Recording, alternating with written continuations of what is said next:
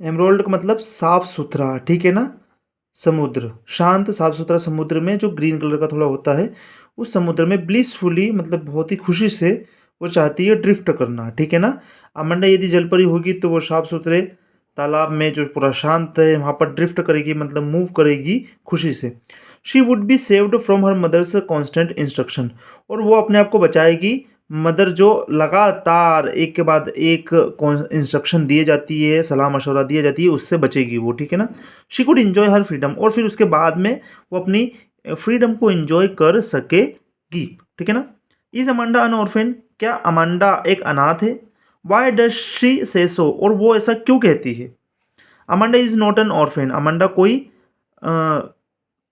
अनाथ नहीं। अनाथ का मतलब होता है कि जिसके माँ बाप शांत हो जाते हैं, जिनकी डेथ हो जाती है, वो फिर बच्चा अकेला रहता है, उसको अनाथ बोलते हैं। तो ऑर्फेन का मतलब होता है अनाथ।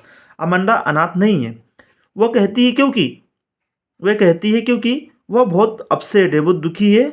कांस्टेंट नेगिंग से, बार बार उसको अ, ज्ञान दिया जा रहा है, बातें की जा रही है, समझाया जा रहा है, तो परेशान हो चुकी है। She feels that as an orphan, उसको ऐसा लगता है कि वो अनाथ है, उसका कोई उसकी बात सुनने वाला कोई नहीं है, उसकी फीलिंग से समझने वाला कोई नहीं है, बस उसको ज्ञान दिया जाता है, समझाइश दी जाती है, इसलिए उसे लगता है कि मैं अनाथ हूँ। She could enjoy the golden silence, और वह चाहती है कि मैं एक साइलेंस इन्जॉय कर सकूँ, मतलब शांतिपूर्ण वातावरण महसूस करना वो चाहती है, और बहुत प्यारी वाली आज़ादी जिसमें कोई उसको परेशान ना करे।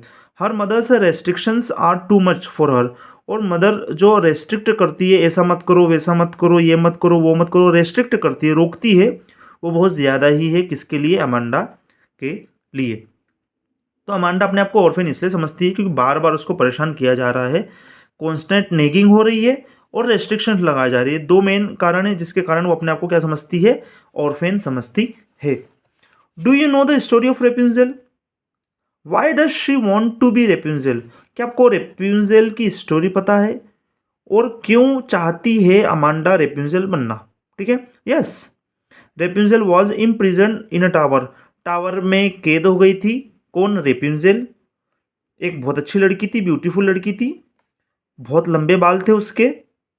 वह चाहती थी कि कोई आए और वह लड़की उसके बालों को नीचे की ओर गिराए, टावर से नीचे की ओर गिराए, जिसकी हेल्प से, उन बालों की हेल्प से कोई भी व्यक्ति ऊपर चढ़ सकता है, उसकी हेयर की मदद से, रस्सी के रूप में, ठीक है ना। मतलब रेपुंजेल कैद थी टावर पर, एक अच्छी लड़की थी, ब्यूटीफुल, उसके बहुत लंबे बाल थे। वो चाहती थी कि कोई भी आए उसके लिए, जब वो उसके बालों को डाउन करेगी टावर से नीचे की ओर, तो कोई भी व्यक्ति चढ़कर आए, उसके बालों का यूज़ करके, मतलब रस्सी जैसा बना के चढ़ के आए। अमांडा चाहती है कि वो रेपुंजेल बनना, और वो चाहती है कि मैं भी टावर पर जाना चाहती हूँ, जो पूरी तरीके से साइलेंट है, मतलब टावर पे कोई परेशान करने वाला नहीं है, जहाँ पर उसकी मदर भी नहीं आ सकती, ठीक है ना। स्टोरी में यहाँ पर तो रेपुंजेल क्या करती है, अपने बालों को डाउन करती है, जिससे कोई भी आ सकता है उस जगह पर, लेकिन अमांडा चाहती है कि मैं टावर पे तो जाऊं, लेकिन अपने बालों को डाउन नहीं करूं, जिससे कोई भी व्यक्ति नहीं आ पाए, जिससे वो आराम से रह सके। मतलब कुल मिला के ये स्टोरी ऐसी है कि एक बच्ची परेशान हो रही है और माँ बाप उसको परेशान कर रहे हैं, ठीक है ना। तो बच्ची चाहती है कि मैं अपनी फ्रीडम को एंजॉय करूँ। हर आंसर में ऐसा ही लिखा है, ठीक है। What does the girl yearn for, yearn, जो लड़की है वो क्या इच्छा रखती है, कौन सी इच्छा रखती है। What does the poem tell about the Amanda, और ये पोएम, या इसको पोम बोलते हैं, ध्यान रखना, ठीक है ना। लेकिन हमने पोएम पोएम सुना हुआ है, तो इसलिए हम पोएम ही बोलना की आदत लग गई है, इसको पोम बोला जाता है। What does the poem tell you about Amanda, और पोएम क्या बताती है, देखो मैंने वापस पोएम बोल दिया, अमांडा के बारे में। The girl Amanda yearns for piece, Amanda की इच्छा है कि वो शांति चाहती है, मतलब साइलेंस, और फ्रीडम चाहती है, मतलब आज़ादी चाहती है। वो फील करती है अपने आप को कैसा, कि जैसे वो जेल की कैदी हो, प्रिजनर हो, इन हर हाउस, उसके घर में ऐसा लगता है उसको कि मैं एक कैदी हूँ, ठीक है।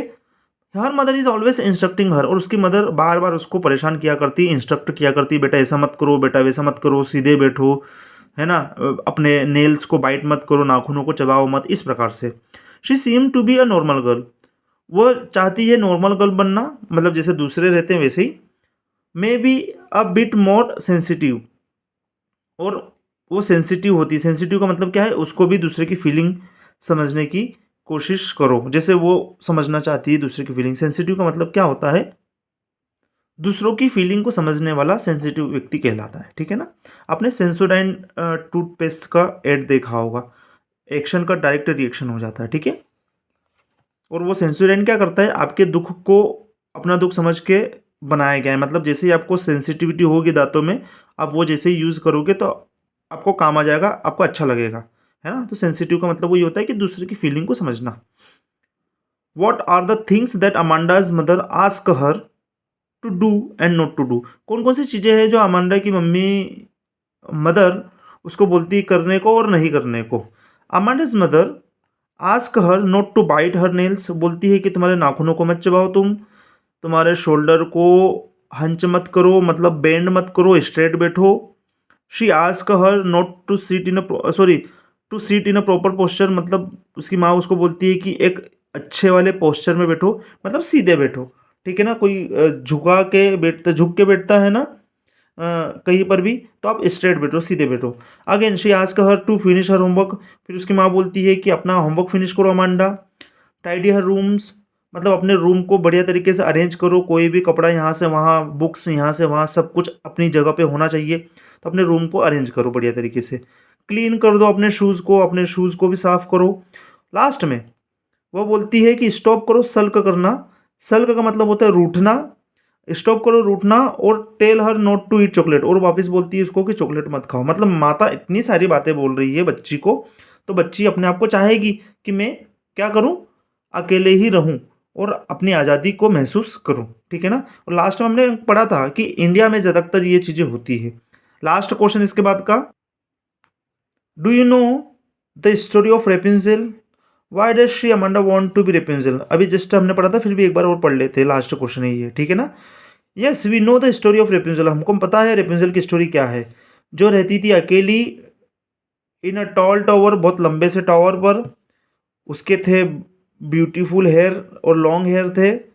वो कैप्टिव करके उसको रखा गया था उसकी ग्रैंडमदर के द्वारा। कैप्टिव का मतलब होता है बंदी बनाकर रखा गया था उसकी ग्रैंडमदर के द्वारा, है ना। जो आई थी टावर पर क्लाइंबिंग हर, ये HER है ना, HAR नहीं, क्लाइंबिंग हर लॉन्ग हेयर।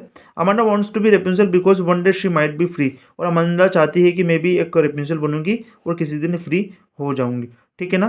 तो स्टोरी के बारे में बोल दिया है कि हाँ हमें पता है, स्टोरी है रेपुंजेल की, एक जो अकेली रहती थी टावर पर, लंबे उसके हेयर थे।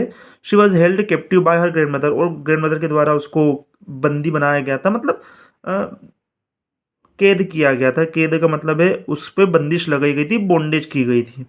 Who came up the tower by climbing her long hair, और टावर पर आई थी वो लॉन्ग हेयर के द्वारा, है ना। अमांडा चाहती है कि वो भी रेपुंसल बने और एक दिन फ्री हो जाए, ठीक है ना। तो ये मैंने, इसके बाद में ट्री वाला चैप्टर है, बाद में पढ़ेंगे, लेकिन ये यहीं तक कंप्लीट होता है। मिलते हैं नेक्स्ट वीडियो में नेक्स्ट चैप्टर के साथ में। आज का चैप्टर हमारा था कौन सा, अमांडा वाला, ठीक है। 10th क्लास सब्जेक्ट इंग्लिश अपने दोस्तों को भेज दीजिए, जिससे उन्हें भी फ़ायदा मिले। मिलते हैं नेक्स्ट वीडियो में, ठीक है। चैनल को सब्सक्राइब कीजिए, वीडियो को लाइक कीजिए और शेयर कीजिए 10th क्लास के स्टूडेंट के साथ में। Bye for now.